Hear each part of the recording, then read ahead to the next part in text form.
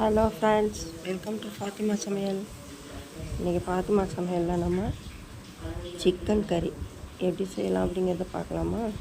இப்போ அதுக்கு 3/4 கிலோ சிக்கனில் 2 ஸ்பூன் தயிர், 2 ஸ்பூன் இஞ்சி பூண்டு பேஸ்ட்டு, கொஞ்சம் உப்பு, இதையெல்லாம் போட்டு நல்லா பிசறி அப்படியே ஊற வச்சிடலாம். இது நல்லா அப்படியே ஊறிட்டுருக்கட்டும். இதை மூடி வச்சுட்டு நம்ம மசாலா எப்படி அரைக்கிறதுன்னு பார்க்கலாம். இதுக்கு இப்போ இது வரைக்கும் என்னோடய சேனலை சப்ஸ்கிரைப் பண்ணாமல் இருந்தால் சப்ஸ்கிரைப் பண்ணிவிட்டு அப்படியே பக்கத்தில் உள்ள பெல் ஐக்கானே கிளிக் பண்ணிக்கோங்க. அப்போ தான் நான் போடுற எல்லா டிஷ்ஷும் உங்களுக்கு வரும், நோட்டிஃபிகேஷன். மூடி வச்சுட்டு அது ஊறிட்டுருக்கட்டும். இப்போ இதில் நான் எடுத்து போட்டுட்டேன். இப்போ உங்களுக்கு நான் காட்டுறேன் என்னென்ன போட்டிருக்கேன் அப்படிங்கிறத இப்போ நான் சொல்கிறேன். உங்களுக்கு எடுத்து ஒரு தட்டில் வச்சு நான் உங்களுக்கு காட்டிடுறேன். பாருங்கள், மிளகாத்தூள் 1 ஸ்பூனு, பெப்பர் பவுட்ரு ஒரு 3/4 ஸ்பூனு, இது ஜீரகத்தூள் 1 ஸ்பூனு, கரம் மசாலா கொஞ்சம், அவ்வளோதான். இதுக்கு கொஞ்சம் தனியாத்தூள் ஒரு 1/2 ஸ்பூன், அவ்வளோதான். இதெல்லாம் போட்டுட்டு நம்ம இது கூட போட்டு இதை அரைச்சிக்கலாம். இந்த அளவு போட்டிருக்கேன் நான். சோம்பு 1 ஸ்பூன் போட்டுக்கோங்க. ஜீரகத்தூள், சோம்பு, மிளகாத்தூள், தனியாத்தூள் கொஞ்சம் கரம் மசாலா, அவ்வளோதான். இதுக்கு நம்ம போடுறோம். இப்போ இதெல்லாம் போட்டுட்டு அரைச்சி எடுத்துக்கலாம். கொஞ்சம் கொத்தமல்லி தண்டோடு போட்டு அரைச்சிக்கோங்க. பாருங்கள், நான் ஆல்ரெடி போட்டேன். இப்போ கொஞ்சம் போட்டுடலாம். இது கொஞ்சம் பூண்டு, ஒரு 10 பல் பூண்டு போட்டுக்கோங்க. இது போட்டு நம்ம அரைச்சிக்கலாம். வெங்காயம் 1 கை, சின்ன வெங்காயம் போட்டால் ரொம்ப டேஸ்ட்டாக இருக்கும். நான் சின்ன வெங்காயம் தான் போட்டிருக்கேன். தேங்காய், நான் அரைச்ச தேங்காய் வச்சுருக்கேன். அதில் ஒரு 2 ஸ்பூன் போட்டுக்கலாம். மஞ்சத்தூள் ஒரு சின்ன குட்டி ஸ்பூன், அதனால் 1. தேங்காய் ஒரு அரைச்ச தேங்காய் 2 ஸ்பூன் போட்டுக்கிறேன். நீங்கள் முதல்ல தேங்காய் முழுசாக போட்டால் அந்த வெங்காயத்து கூட அரைப்படாது. அதனால் கொஞ்சம் பவுட்ரு மாதிரி முதல்ல 2. பாருங்கள், இப்போ கரம் மசாலா இது கொஞ்சம் போடுறேன். போட்டு இதை நல்லா அரைச்சி எடுத்தாச்சு. பாருங்கள், இந்த அளவுக்கு அரைச்சாச்சு. சூப்பராக இருக்கும். இது செஞ்சு பார்த்திங்கன்னா ரொம்ப ரொம்ப டேஸ்டியாகவும் இருக்கும். இது சப்பாத்திக்கு, பரோட்டாக்கு, நானுக்கு, இடியாப்பம், ஆப்பம், இட்லிக்கு, இது எல்லாத்துக்குமே இது ரொம்ப போட்டு சாப்பிட்றதுக்கு ரொம்ப சூப்பரான ஒரு டிஷ் இது. இப்போ இது நம்ம அடுப்பு வச்சாச்சு. இப்போ சிக்கனை எடுத்துக்கலாம். தயிரில் ஊறிட்டு இஞ்சி பூண்டு பேஸ்ட்டு, தயிர், உப்பு போட்டு இப்போ இது கொஞ்சம் ஆயில் நல்லா தாராளமாக விட்டுக்கோங்க.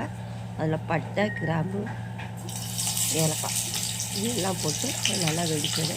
கொஞ்சம் சின்ன வெங்காயம் கத்தரி போட்டு, சின்ன வெங்காயம் போட்டு கொஞ்சம் நல்லா சோப்பாக வர வரைக்கும் நல்லா வதக்கிக்கணும்.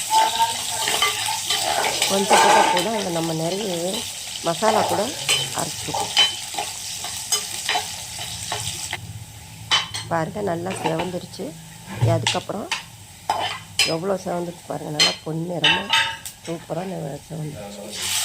இப்போ அந்த ஊறிட்டுருக்கிற சிக்கனை எடுத்து அதோட போட்டு நானும் போட்டு நல்லா இந்தியில் தண்ணியில் தான் எடுக்கலாம். அந்த தயிர் அந்த சிக்கனில் இருக்க தண்ணியில் அப்படியே இது நல்லா சீக்கிரமாக கொஞ்சம் ஊற்றிடும். டேஸ்ட்டு நல்லாவே இருக்கும். இது செஞ்சு சாப்பிட்டு பாருங்கள். ரொம்ப ரொம்ப டேஸ்ட்டு செம்மையாக இருக்கும். சாதத்துக்கு ஒயிட் ரைஸ்க்கும் தொட்டுக்கலாம். இல்லை குஸ்கா, இந்த மாதிரி சாதத்துக்கு எந்த சாதமாக இருந்தாலுமே இது தொட்டு சாப்பிட ரொம்ப ரொம்ப சூப்பராக இருக்கும். அந்த மசாலாவை இதோட போட்டு கலந்து நல்லா அதை வதக்குவோம். இந்த பச்சை வாடை போகிற வரைக்கும் நல்லா கிண்டனா, தண்ணியே விட வேண்டாம். நல்லா வதக்கிட்டு நம்ம உப்பு ஆல்ரெடி போட்டுருக்கோம். அதனால தான் சட்னி டேஸ்ட் இருக்காது. தயிர் சிக்கன் பிரிஞ்சிடும் வெங்காயத்தில் இருக்க தண்ணியே. அப்படியே நல்லா அது கெட்டியாக வேணுங்கிறது தானே அந்த கப்பு வாங்கி ஊற்றுறது. இது தண்ணியாக இல்லை நான் குக்கரில் வேகிற வைக்க இருந்தாலும் ஒரு 2 விசில் போயிடும் மூடி. ஆனால் நான் அப்படியே டைரெக்டாகவே தான் செய்கிறேன். இது அப்படியே பெரட்டி அப்பப்போ கிண்டிக்கணும். நம்ம மூடி வச்சாலும் அப்பப்போ நம்ம திறந்து கிண்டிக்கணும், இல்லைன்னா தீஞ்சு போயிடாது.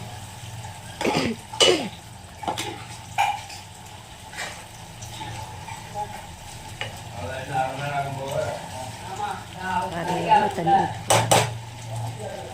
அப்படியே மூடி வச்சிடலாம்.